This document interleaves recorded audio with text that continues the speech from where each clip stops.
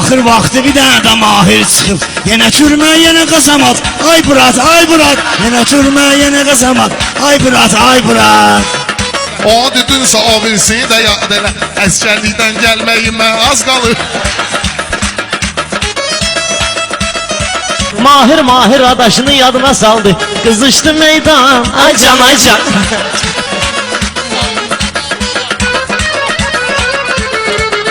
Qaraçxır da oxuyur namim üçün. Qaraçxır da oxuyur aygün üçün.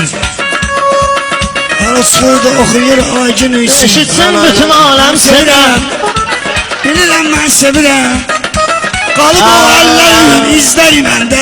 Bizlə demək tezdir sən üçün sən dinən. Allah bula boz keçi. Ay qoşa boynuz keçi. Qarqız gezib dolanma. Pərviz o vaxt qızlarla oynayardı. Ay uzun saç, qara göz, ağıllı qıqılan mənim.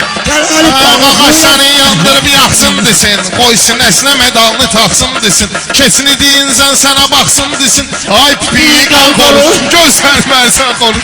Sən də tezdən durursan, kışqırıb banlayır. Bir iki kəlmə də kriminaldan deyil. Maraqlıdır türmə həyatı dostum. Türmə sevməyir qazamatı dostum. Xoruzdan sonra kriminal deməzlər. Malı mala qatma, axmaq köpək oldu. Mən sənə seçmişəm dağ köpək. Öz aramızdır Rəşadmanı düz deyir. Kül səni şair başı var, kül səni şair başı. Üstü peydan Bana bana. vay. Yaxşıdır qardaş. Bunlar papir olmadı ya valla, meymuni oldu. Bu papiti ol ya papiti. Tələt.